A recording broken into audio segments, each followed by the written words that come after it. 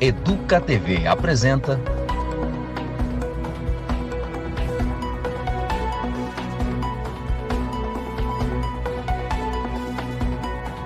Educa Acontece. Educa Acontece no ar. E que tal já deixar anotado aí o número do nosso WhatsApp? Assim, se tiver sugestão ao longo desta edição, é só mandar pra gente. O número é o 19 98437 4148. Estamos esperando a sua mensagem. Vamos agora aos destaques do dia. Fim de férias. Profissionais da educação se preparam para a volta às aulas. Não existe uma transformação possível na nossa sociedade que não passe pela educação. Alunos da rede recebem o novo uniforme escolar. Feliz de estar aqui no início do ano letivo, mostrando que a maioria dos alunos já estão com os uniformes. Os uniformes eles foram entregues às unidades com antecedência ao longo do mês de janeiro. Agora é crime. É sancionada a lei que inclui bullying e cyberbullying no Código Penal. Vamos juntos acabar com o analfabetismo? Neste mês, Secretaria de Educação e FUMEC realizam ações para atrair novos estudantes. O principal ponto é a missão do Fevereiro Violeta, uma missão específica. Qual que é?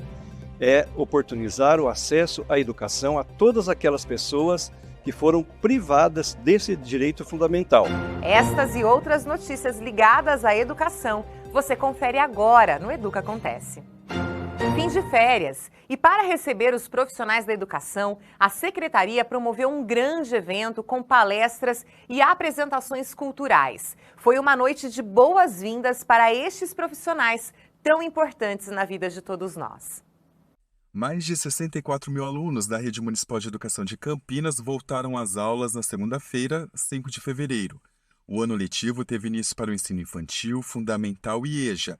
O retorno dos estudantes para as escolas movimenta toda uma estrutura, desde professores, equipes gestoras, limpeza e segurança. Só o Programa Municipal de Alimentação Escolar responde pela produção de mais de 290 mil refeições diárias. Grande parte servida apenas para os alunos da Prefeitura. São mais de 1.500 cozinheiras envolvidas no preparo da merenda. Campinas tem 208 unidades escolares. A abertura oficial do ano letivo 2024 reuniu centenas de educadores no Centro de Eventos da Secretaria Municipal de Educação.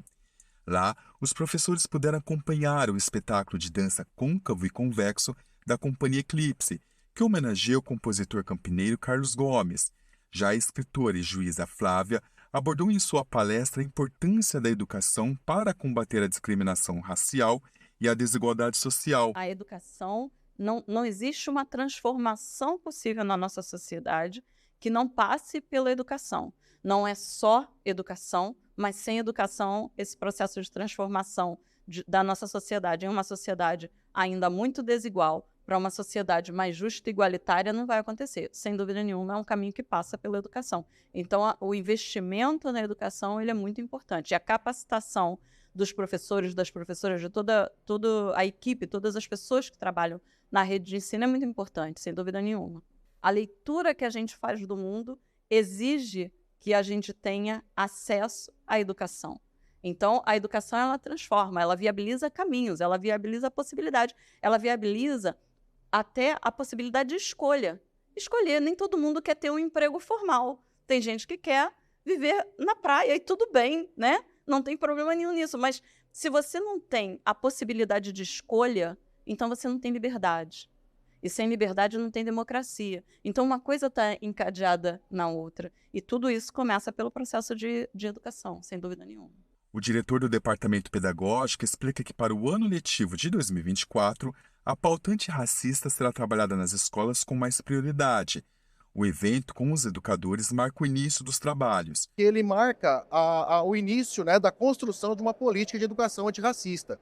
Então nós precisamos deixar isso marcado na história da nossa secretaria, porque essa política deve ser construída e que ela seja perene, que ela seja aconteça por muitos anos. Então essa noite de hoje é bastante memorável para nós do departamento e para toda a secretaria de modo geral.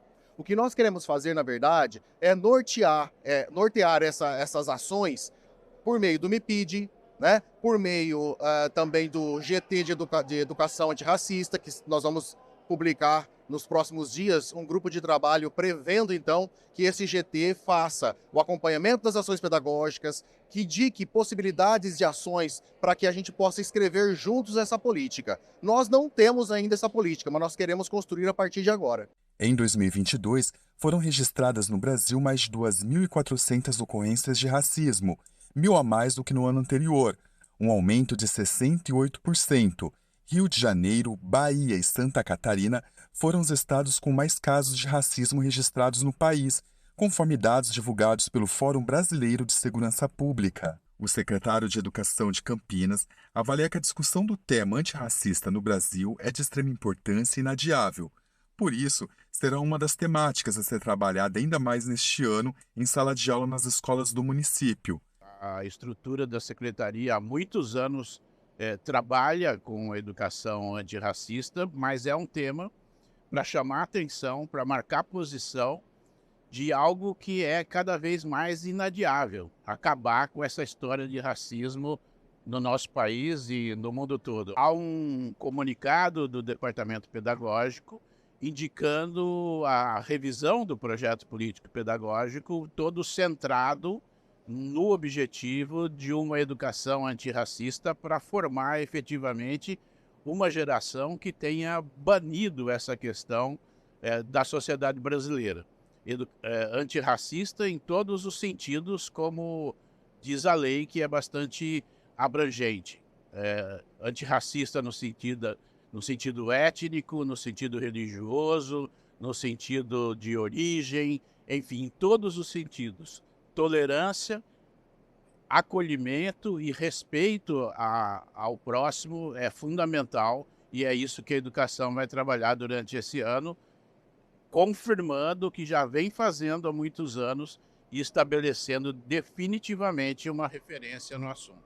O prefeito Dário Saad participou da abertura do ano letivo e aproveitou para cumprimentar os professores, pais e alunos, além de destacar os investimentos para elevar a qualidade da educação na cidade. A mensagem de agradecimento, de gratidão pela qualidade e o empenho e o amor que esses professores dedicam nesse ato maravilhoso que é de ensinar, de formar o cidadão através da educação.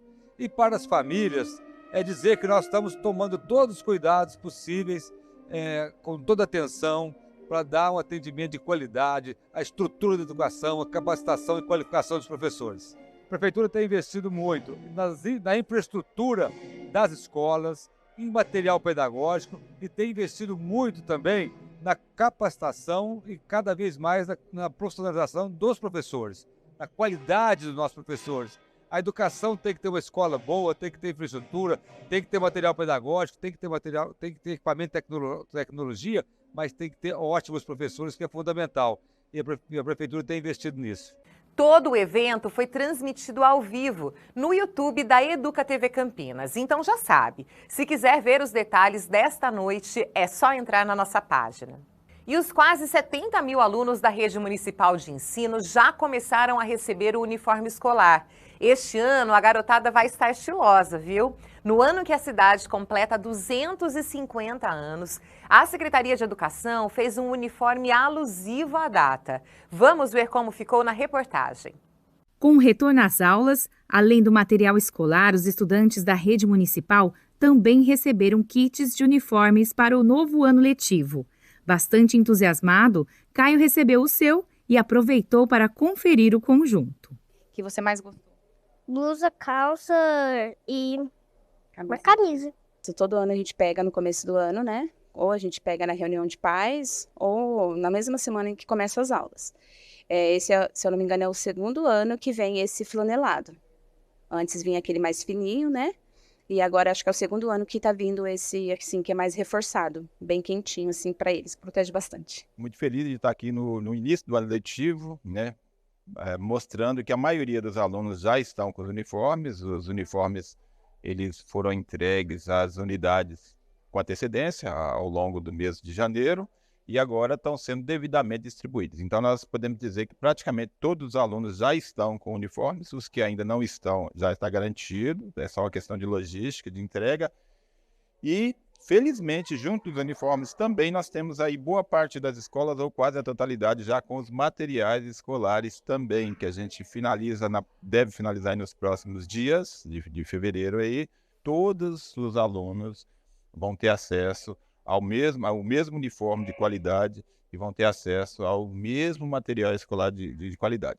Considerando que o material escolar do ensino fundamental é um pouquinho diferente do infantil, mas a qualidade dos materiais é a mesma para todas as nossas quase 60 mil crianças da rede municipal. A concepção é a mesma para atender tanto da educação, coisa muito interessante, da educação infantil da criança lá na mais tenra idade, ao adulto lá da ESO.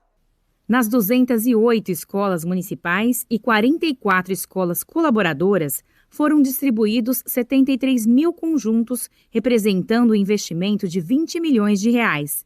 Neste ano, os uniformes apresentam uma novidade em suas estampas. É um uniforme que traz uma novidade, né? Que é o logo aí comemorativo aos 250 anos de Campinas. Eu acho que é importante todo campineiro lembrar e ter orgulho, né, da cidade em que vive, e nós da educação não poderíamos passar incólumes a isso. Também lembrar da importância disso. E é bastante simbólico e significativo que isso esteja estampado no uniforme da criança que vai todo dia para a escola. Estampa que já está no uniforme da Isabela. Ela, que também estuda na escola Orlando Ferreira da Costa, experimentou e aprovou o modelo. A gente percebeu, principalmente eu esse ano, os casacos mais acolchoados, né? Então, realmente a qualidade é muito boa, mesmo sendo criança, tendo um desgaste, parquinho, corre, machuca, cai, mas dá para ver que realmente passa ano e a qualidade vem melhorando sim. Que a gente recebeu os uniformes com antecedência, com bastante antecedência, então a gente pôde pensar na melhor forma de distribuição, que está sendo agora, né, no começo das aulas. As aulas acabaram de começar, então as famílias já vêm, participam das reuniões, né, conhecem, as famílias que são novas conhecem a escola e já saem com material escolar e com uniforme. Os kits dos alunos da educação infantil e do ensino fundamental contêm 2 camisetas de manga curta, 2 de manga longa, 2 calças, 2 bermudas e 2 jaquetas. Além de representarem a unidade na diversidade, a padronização das roupas proporciona um senso de pertencimento a cada estudante, além de promover segurança e economia. Acho que é importante para a criança estar padrão, né? Identificar que a criança está na escola, né? Então, tanto eu quanto a mãe dela, a gente prioriza e importa ela diariamente, né? Ela está uniformizada, né? E aquilo é questão também do custo financeiro, né? Não precisa utilizar roupas padrões, né? Então, o uniforme realmente faz um diferencial. E ter, assim, um uniforme é muito importante. A família economiza, né? As crianças ficam, assim, ficam todas padronizadas, mas num sentido positivo, de que traz segurança, né? Que a gente consegue visualizar que aquele é nosso aluno. Então, isso acho que é de fundamental importância para a gente. O ano já começou, já com tudo certinho, escola limpa, escola organizada, muitas coisas novas. Pronta para recebê-los com a maior alegria. Você está pronto e uniformizado para as aulas? Falou? Soldado pronto para a missão. Para garantir que tudo saia perfeito na volta às aulas, as cozinheiras responsáveis pela alimentação dos estudantes passaram por um treinamento. Foram 2 dias intensos de muito aprendizado e nós acompanhamos. 1.500 cozinheiras da Rede Municipal de Ensino iniciaram 2024 com um curso de formação sobre procedimentos de boas práticas para serviços de alimentação, com o objetivo de garantir as condições higiênico-sanitárias das refeições. De acordo com Maria Helena Antonicelli, da Coordenadoria de Nutrição, CONUTRI, a atualização é realizada com base nas dificuldades e dúvidas que são notadas no dia a dia das profissionais. Essa capacitação é importante porque a gente traz algumas atualizações para elas, né? Então, assim, a gente vê toda a demanda que foi passado, né? Que a gente viu dificuldades no ano passado e aí a gente coloca no treinamento para elas. Então, primeiro de tudo, é o manual de boas práticas, né? A parte de higiene e manipulação dos alimentos, que é a base do nosso trabalho. Depois a gente convida alguns fornecedores. Hoje nós estamos trazendo o pessoal da Tramontina para falar de equipamentos, né, os nossos equipamentos nas escolas, como eles devem ser cuidados, a higienização, o manuseio desse equipamento.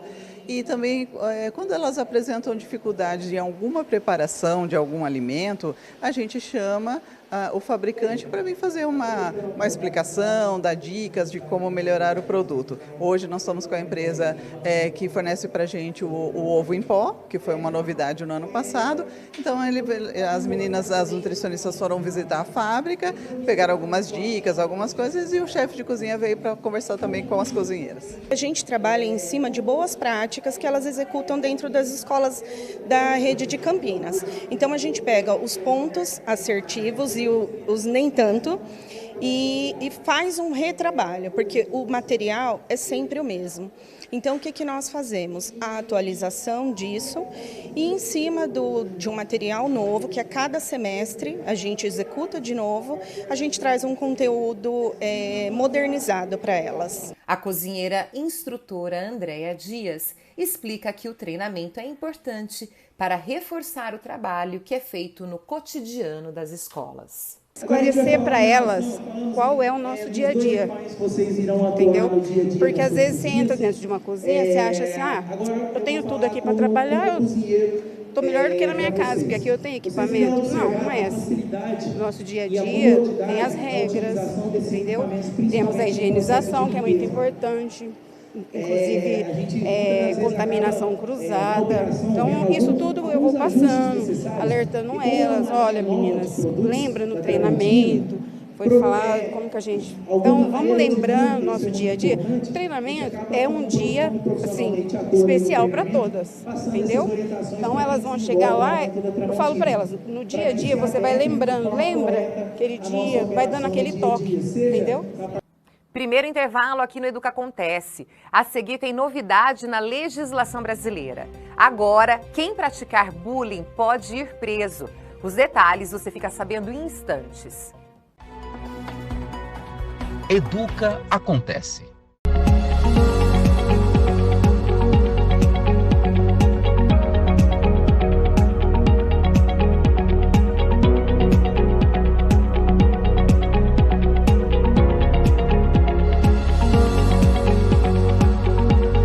Cine Coruja, cinema para recordar os clássicos da sétima arte.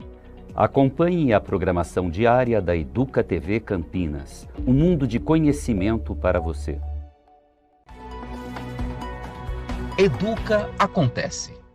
Estamos de volta e com um assunto de interesse de todos. Você que está assistindo ao Educa Acontece, preste bem atenção nestes dados. Você sabia que cerca de 20 milhões de alunos de todo o Brasil já foram vítimas de bullying nas escolas? É muita criança e adolescente, não é mesmo? Mas isso agora deve mudar, porque agora o bullying é crime e cyberbullying também. É o que diz a nova lei que foi sancionada este ano pelo governo federal e que estabelece medidas para reforçar a proteção de crianças e adolescentes contra a violência, principalmente nos ambientes educacionais. Para entender melhor a lei e saber o que muda nas escolas, eu chamo agora a Viviane Marim, que está no Ministério Público, o órgão que atua em parceria com as nossas escolas. Viviane, o que acontece agora com quem praticar estes atos? Oi, Lilian. O que está acontecendo agora é que tanto o bullying quanto o cyberbullying, eles foram incluídos no Código Penal. E as pessoas que praticam esses tipos de atos podem responder criminalmente. Ambas as condutas, elas foram inseridas no código que trata aí sobre o constrangimento ilegal. Nós vamos conversar agora com o promotor de Justiça de São Paulo, o doutor Rodrigo Augusto de Oliveira, que vai falar um pouquinho sobre essas normas e o que pode mudar a partir desse momento. Olá. Bom, nós tivemos uma mudança, né, na nossa legislação importante, né, com a tipificação aí da conduta do bullying e do cyberbullying, né, a intimidação sistemática a um grupo ou a uma pessoa, pode ser de forma psicológica ou não, de forma a intimidar as pessoas. Já havia um tratamento para isso na lei, falando sobre o bullying, não é? A figura do bullying. Entretanto, não havia um tratamento no âmbito penal. E é isso que nós passamos a ter, não é? Um tratamento específico, porque muitas vezes você tinha que tentar enquadrar uma figura do bullying num crime contra a honra, né? Agora não, agora nós temos um tipo específico, né? Com pena de multa, no caso do bullying, cyberbullying, reclusão de 2 a 4 anos. E importante também mencionar que quando isso é praticado por adolescente, né, aí nós vamos falar do ato infracional. Mas o que é o ato infracional? É o crime praticado por adolescente. Né? Então é importante a gente ter essa figura, né, tipificada no Código Penal, para que haja, vamos dizer assim, um combate a esse tipo de conduta praticada pelas pessoas em geral, mas também envolvendo os próprios adolescentes. Essa lei que o senhor tinha citado aqui é a Lei 13.185 de 2015, né? Que não desenvolvia aí, não estabelecia um crime para essas situações. Agora, sendo um jovem, sendo um adolescente, que tipo de conduta pode ter o Ministério Público com ele? Um adolescente autor de um ato infracional, né, ele vai responder por isso. De que forma? Inicialmente é feito um boletim de ocorrência, né? Esse boletim de ocorrência é submetido, encaminhado ao Ministério Público, onde o promotor de justiça que atua na área vai entrevistar esse adolescente e o seu responsável legal. A partir daí, o promotor tem alguns caminhos. Ele pode arquivar o procedimento, pode conceder uma remissão, né, como forma de exclusão do processo, ou pode representar. Ocorrendo a representação, isso vai dar início a uma ação socioeducativa. Então, esse adolescente vai ser chamado para uma audiência com o juiz da infância e da juventude, onde lá também estará o promotor, né, que fará a acusação, e o seu defensor, seu advogado. Tá? As testemunhas, vítimas serão ouvidos. É feito um relatório técnico sobre esse adolescente, né, um relatório técnico envolvendo questões psicossociais, né?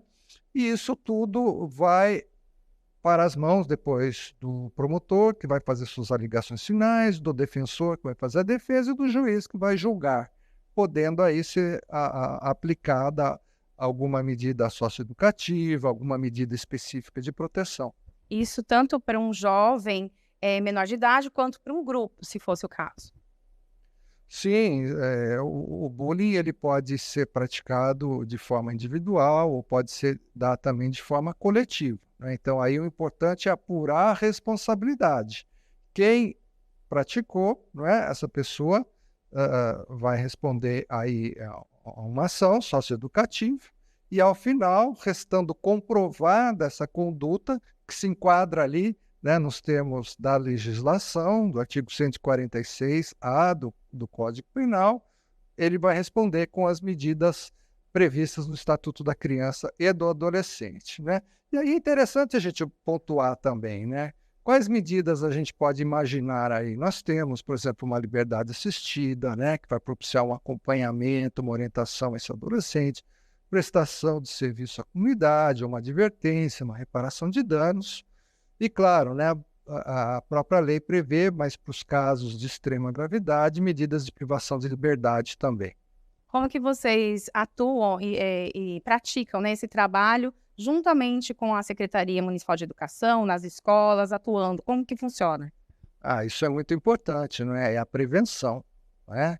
É esse trabalho que já vem sendo feito aqui em Campinas, nas escolas municipais, né, através da Secretaria Municipal de Educação, em parceria com outros órgãos, inclusive o próprio Ministério Público, Vara da Infância, né, no sentido de levar a cultura de paz, preceitos da justiça restaurativa, né, propiciando o quê? Um diálogo na esfera educacional, né, onde esses conflitos, que são inerentes à convivência humana, possam ser resolvidos, elucidados no âmbito da própria escola, né? Sem atingir níveis mais elevados em que se faça necessária a intervenção da justiça. Então, é importante que a própria escola tenha essa dinâmica, né, de círculos onde as pessoas possam se sentar, dialogar sobre o ocorrido e chegar a um denominador comum de respeito, de entendimento, né? Isso vem sendo feito cada vez mais, né, no âmbito da Secretaria Municipal de Educação e também na rede estadual, né? E é importante que as escolas particulares também caminhem nessa direção. E para falar um pouquinho sobre a lei no geral, nessas alterações, que algum ou outro item também alterou para crimes hediondos, eu queria que o senhor falasse um pouquinho também. Algumas situações novas também envolvendo sequestro, né, de crianças e adolescentes, tráfico de pessoas envolvendo crianças e adolescentes que passaram aí a figurar como crime hediondo. E uma vez figurando como crime hediondo, a gente está dizendo que serão crimes insuscetíveis de fiança, de graça, de indulto. A progressão da pena exige um tempo maior, né? Então, houve um agravamento das penalidades previstas em lei para essas condutas, no sentido de proteger um bem jurídico, qual é? A criança e o adolescente. Tem algum outro ponto que o senhor acha importante para falar sobre essas medidas que reforçam aí essa proteção à criança e adolescente? O que eu acho importante é que as escolas, não é, dentro das suas redes, né, mas cada escola estabeleça o seu plano, o seu projeto de como trabalhar essa questão de combate ao bullying, não é? E trazer para essa discussão os estudantes, os pais, mães, responsáveis desses estudantes, funcionários, professores, enfim, para que, quando a escola se deparar com essa situação, ela já tenha bem delineado, né, um esquema de trabalho, né? O que vai ser feito na escola, né? O círculo de convivência, de fortalecimento de vínculos, como se dará esse círculo. E para isso é muito importante também a formação, né? Que nessas escolas nós tenhamos ali professores com a formação, inclusive de facilitadores, para que possam bem desenvolver esse trabalho. Ótimo. Então, a gente agradece a participação do Dr. Rodrigo e a gente aproveita aqui o espaço para conversar também com o Mário Marcelo Ramos, ele que é o coordenador de prevenção e combate ao bullying e ao cyberbullying nas escolas. E eu queria que você desse sua palavrinha, então, falando de que forma vocês recebem essas alterações, essas novidades na lei. Bom, a gente recebe de maneira positiva. O que vem acrescentar é sempre muito importante para que a gente possa ampliar, como o próprio Dr. Rodrigo acabou de falar, a questão da prevenção.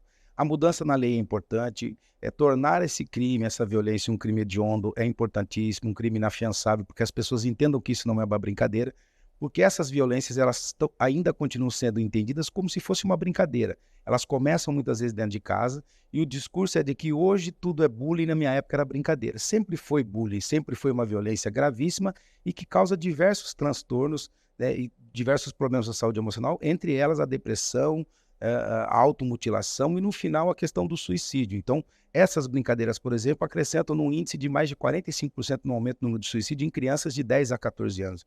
Quando a gente fala, por exemplo, do racismo estrutural sofrido pelas crianças negras, há um aumento de mais 45% no número de suicídio em crianças negras. Então, ou seja, a gente precisa entender a gravidade disso. Então, a lei ela vem para acrescentar, para que os pais, inclusive, como o Dr. Rodrigo falou, e a comunidade entenda a importância disso, que esse debate não é um debate que tem que ser feito com a escola é um espaço importante para poder fazer esse debate de maneira permanente, mas os pais precisam se apropriar disso, precisam conhecer a lei, precisam conversar com seus filhos, dialogar, a comunidade precisa participar e se inserir, e a comunidade escolar como um todo, quando a gente fala sobre isso, direção, vice-diretora, orientador pedagógico, os professores precisam participar dessa construção. Então a mudança é importante, a lei é importante, mas só a lei sozinha ela não funciona. Nós precisamos se apropriar dela, mas criar espaços para que a gente possa então ampliar esse debate e entender a gravidade dele. E como que vocês trabalham para conversar sobre isso com as crianças, identificar possíveis problemas? Como que é a atuação da Secretaria de Educação? Quando a Secretaria começou a tratar, a Secretaria sempre tratou disso com muita responsabilidade, mas quando a Secretaria começa a pensar isso, a Secretaria traz um tema importante que é tratar das violências estruturais. O bullying, a gente fala que ele é um guarda-chuva. Através desse guarda-chuva surgem diversas outras violências, como racismo, homofobia, xenofobia, violência de gênero, violência doméstica, capacitismo, adultismo e etc, etc. A Secretaria, então, trata disso num espaço que a gente chama de espaço seguro, que são os círculos restaurativos de construção de paz. E aí tem diversos círculos. O que são os círculos? Os círculos eles acontecem de maneira permanente nas escolas, que são espaços intencionais, seguros, onde a gente trabalha a questão da escuta, do acolhimento, do cuidado com essas crianças, para que elas possam falar desta violência que já sofreram ou que cometeram de um jeito seguro e coletivamente a gente possa então pensar quais são as melhores estratégias. Agora, sem dúvida nenhuma, o círculo é a melhor estratégia, porque ele cria um espaço em que todo mundo possa falar sobre tudo isso, ou se sofreu, ou se vem cometendo, de maneira segura, sem nenhum tipo de julgamento, porque a ideia não é construir uma visão de que existe o certo ou errado, é de entender que essa violência é grave, que ela impacta a vida das pessoas, mas que a gente precisa discutir, né, tudo isso. Então, o círculo, ele tem que, inclusive eu falo muito isso na nossa rede, ele tem que ser um espaço permanente, ele tem que fazer parte do cotidiano da escola. A escuta tem que fazer parte do dia a dia da escola, né? O diálogo tem que fazer parte, tem que ser um hábito da escola. Não só da escola, mas da família. Mas tratando da educação, ele tem que ser um hábito. Então, aconteceu qualquer violência, a gente precisa sentar em círculo, olhar um para a cara do outro e falar sobre isso. Falar é o melhor caminho. Tem algum tipo de formação dos educadores, alguém específico em cada local aí da área de educação que pode oferecer esse serviço? Sim, a Secretaria Municipal da Educação tem trabalhado em diversas frentes. O Cefortep, por exemplo, que é o nosso centro de formação, tem feito, inclusive publicado no Diário Oficial, a formação de facilitadores em cultura de paz e círculos restaurativos e comunicação não violenta. O ano passado a gente teve a formação de mais de 90 entre educadores, professores, orientadores pedagógicos, diretores e vice-diretores e também gente da comunidade que se tornaram facilitadores porque estão na comunidade. A outra frente também é trabalhar no EGDS, que é a Escola de Governo, também a formação de cultura de paz que aconteceu ano passado, tem acontecido há pelo menos 4, 5 anos, também trabalhando a formação de facilitadores através do EGDS, que é a Escola de Governo, numa parceria.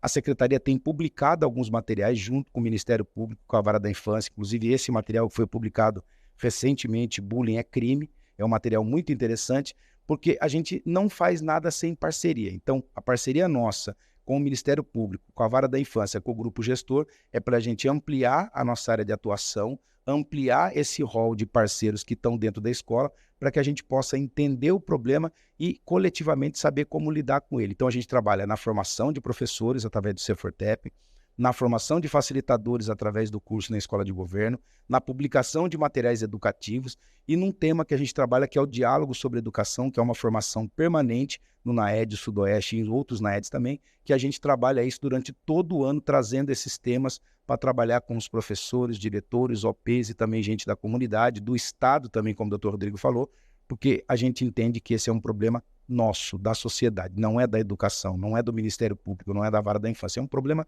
da sociedade. Nós precisamos cuidar disso coletivamente. E para quem não conhece a característica, o que significa o bullying e o cyberbullying, queria que você falasse um pouquinho e de que forma a criança ou adolescente que tiver isso identificado ali ou dentro de casa, no seu círculo de relacionamento, pode chegar até vocês. Eu acho que é primeiro entender, assim, dentro da família, é como eu falei no começo aqui, é entender que isso não é brincadeira. Que se você chama seu filho de gordo de maneira sistemática, você brinca com seu filho de maneira pejorativa, por exemplo, usando a cor da pele dele, chamando ele de neguinho e outras questões que configuram, por exemplo, nesse caso, o racismo, é entender que isso não é brincadeira. O IBGE diz que 81% das violências começam dentro de casa. Recentemente nós lançamos aqui em parceria com a Vanessa Camargo, que é uma produtora do documentário Perto Demais, o Ministério Público esteve junto, falando dessa intimidação sistema, dos casos dos impactos do bullying. E isso mostra que isso começa dentro de casa. Então, para a família, entender que isso não é brincadeira, que isso impacta o crescimento, o desenvolvimento, o aprendizado do seu filho, da criança, do adolescente, etc. e tal. A intimidação sistêmica, ela é uma violência psicológica, que acontece de maneira permanente, ou de maneira individual, de maneira coletiva, e isso precisa ser cuidado. Para a criança que está sofrendo isso na escola, que vai nos ouvir, ela começou, ela precisa procurar um coleguinha que ela possa conversar, que ela tenha confiança, ou procurar o professor, ou procurar a direção da escola, e procurar também os pais para conversar. E os pais tomar cuidado em fazer esse primeiro acolhimento. Não julgar o filho, não dizer, olha, eu te falei isso, eu te falei aquilo, mas acolher. E acolher é escutar. O principal de tudo isso é desenvolver a sua escuta, né? Sem fazer julgamento, sem dizer, eu te falei isso, eu te dei conselho, porque nada disso funciona. O que funciona é a gente ter uma escuta apurada, a gente oferecer a nossa presença e o que a gente fala, escutar a criança ou adolescente com o coração. Entender que nós também sofremos isso, muitas vezes praticamos sem saber o que era e como que eu faço diferente com o meu filho, com essa criança e com esse adolescente. E fazer diferente é fazer acolhimento. O primeiro acolhimento, ele vai dizer muito daquilo que pode ser os próximos passos. Se for bem feito, os próximos passos é excelente, mas isso tem que se tornar uma política pública, tem que ser feito de maneira permanente. A escola tem que ter esse espaço, em casa também tem que ter o espaço de diálogo, para além de olhar o material do filho. Você precisa saber mais sobre o seu filho, construir relações mais saudáveis e mais humanizadas. Sobre o cyberbullying, a gente tem até alguns casos recentes, né, com uso de inteligência artificial, também usando redes sociais, só para terminar um pouquinho com isso. Então, o cyberbullying, ele não é novo, a gente conhece pouco sobre ele, a gente fala muito sobre o bullying, embora conheça pouco também, mas o cyberbullying é muito mais grave, porque o bullying, em determinado momento, ele cessa de ser praticado dentro da escola. O cyberbullying, até o ator que fez Harry Potter, ele fala, eu sofria cyberbullying, então isso acontecia comigo 24 horas por dia, porque é a rede social, é o bullying virtual. Isso acontece através de uma charge, numa brincadeira que você faz, de uma foto que você faz uma montagem e manda para alguém. E o impacto disso é catastrófico, né? Muitas crianças, muitos adolescentes. Porque uma vez você fez uma publicação de uma foto na rede social, você não tem como retirar. E mesmo depois que você retira, o impacto negativo disso já foi construído. Então é tomar cuidado, inclusive os pais. É monitorar, quando a gente fala monitorar, é saber o que seu filho está acessando. Saber qual conteúdo ele está acessando, de que maneira ele está acessando, e saber o que é isso, como que você pode contribuir. E olhar o celular do seu filho de maneira responsável, não é invadir a privacidade dele, mas é dizer para ele, ó, isso aqui não é legal, isso aqui é cyberbullying, é uma violência, isso pode impactar na vida de alguém. Se fosse com você, você gostaria? Então ter esse monitoramento, ter essa proximidade com o seu filho, dialogar, conversar, mas saber a importância da prevenção e do impacto que isso causa. Porque uma vez feito, não tem como. Para a criança também, ela reproduz um discurso que ela fala, professor, eu achei que era brincadeira. E não é brincadeira. Porque uma vez que você soltou na rede social, por mais que você retire, não tem mais. E a gente tem vários casos de suicídio, inclusive, porque depois que foi solto, aí publica, aí todo mundo começa a rir, etc. e tal, a criança chega na escola, o adolescente vira chacota, e aí não tem como voltar atrás mais. O impacto e o trauma já foi causado. Então é a gente trabalhar, de fato, a prevenção de maneira permanente.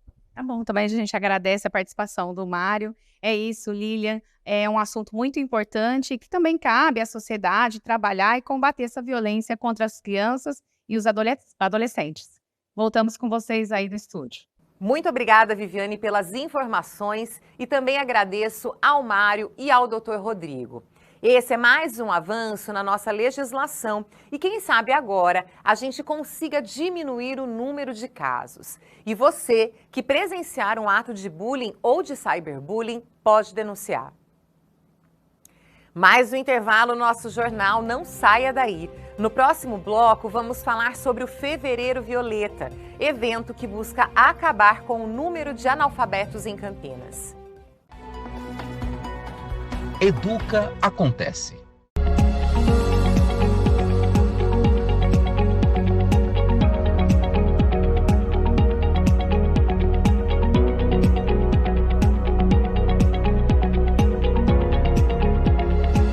Mundo HQ TV.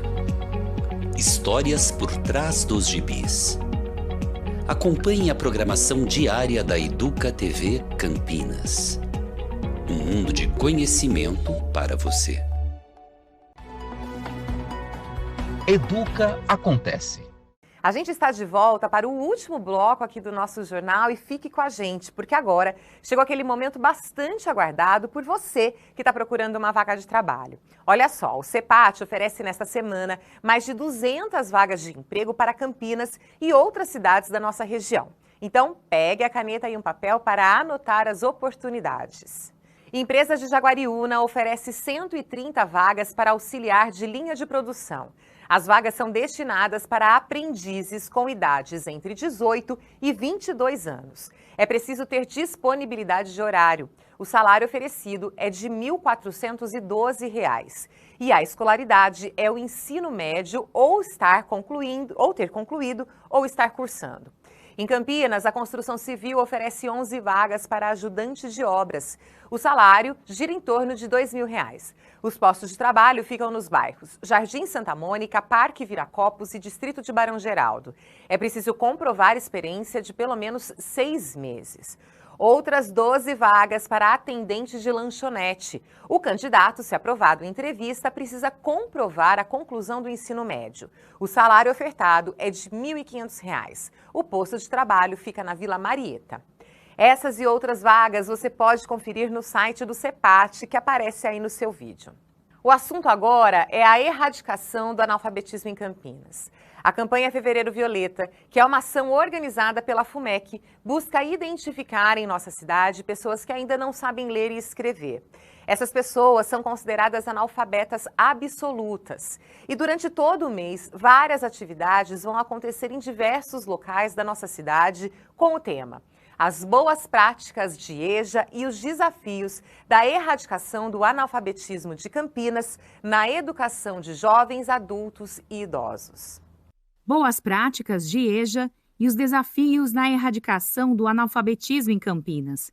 É com essa abordagem que a FUMEC lança a 11ª edição da campanha Fevereiro Violeta. O principal ponto é a missão do Fevereiro Violeta, uma missão específica. Qual que é? É oportunizar o acesso à educação a todas aquelas pessoas que foram privadas desse direito fundamental. E justamente por isso que os eventos de abertura este ano, eles adquiriram uma característica descentralizada. Para quê? Para promover essa reflexão. Então nós teremos reflexão, teremos debate e principalmente como cada cidadão pode contribuir, ou seja, como cada pessoa pode exercer a sua cidadania na promoção da igualdade por meio da oferta de alfabetização àqueles que não saibam ler e escrever. Autoridades, gestores, educadores e lideranças da região estiveram presentes na cerimônia de lançamento. Durante todo o mês de fevereiro, ações de conscientização estão sendo realizadas na busca ativa de pessoas que não tiveram a oportunidade de estudar. Numa sociedade letrada, a língua ela é fundamental para participar da produção e do acesso à cultura, né?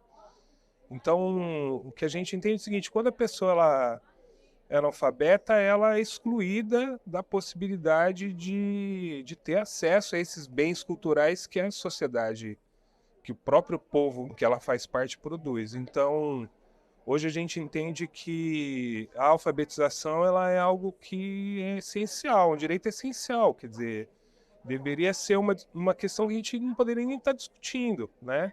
O Fevereiro Violeta, ele é um exemplo de uma escola que trabalha com direitos humanos, né? Uma educação voltada para o direito humano. E quanto menor o número de analfabetos, mais difícil acessar essas pessoas. Então, por isso é importante que essas campanhas pela alfabetização elas sejam persistentes, elas continuem perseverando para que a gente consiga reduzir cada vez mais esse número de pessoas. Desde 2013, aproximadamente 40 mil alunos da modalidade EJA do 1º ao 5º ano do ensino fundamental foram atendidos pela FUMEC, Fundação Municipal para a Educação Comunitária, vinculada à Secretaria Municipal de Educação. Atualmente, mais de 14 mil pessoas acima dos 16 anos são consideradas analfabetas absolutas em Campinas.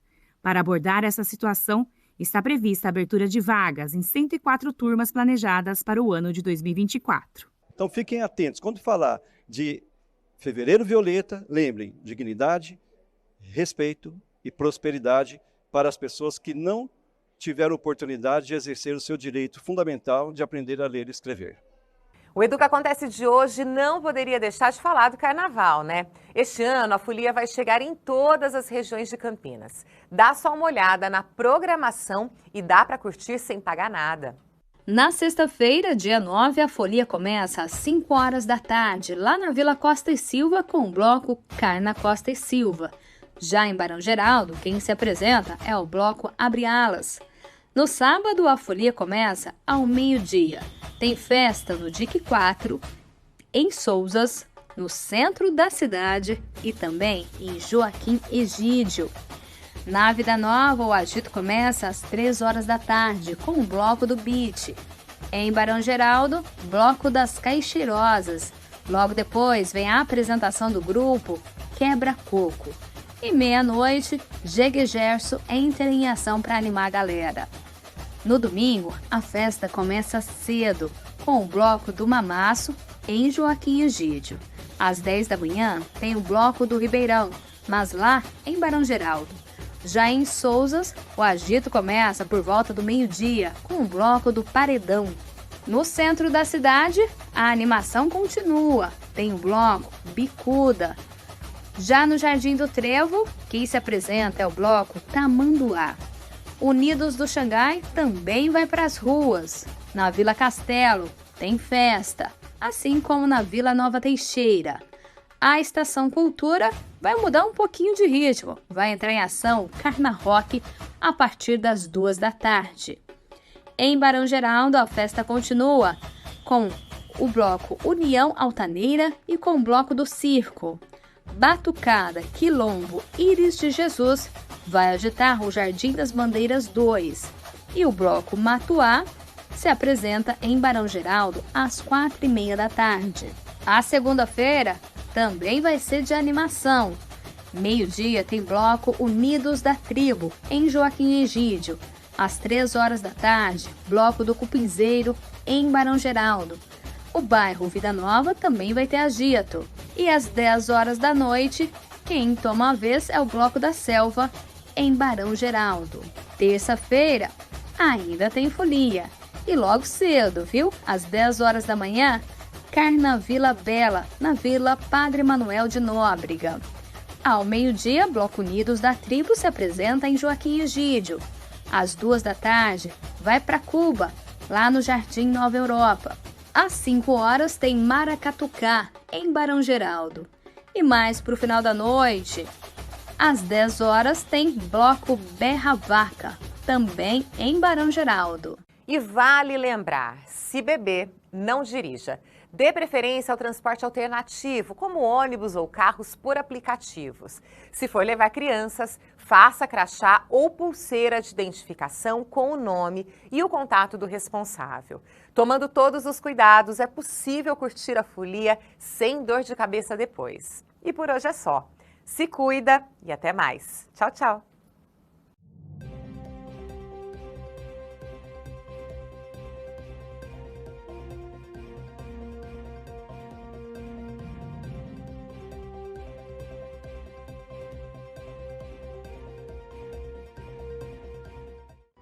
Educa TV apresentou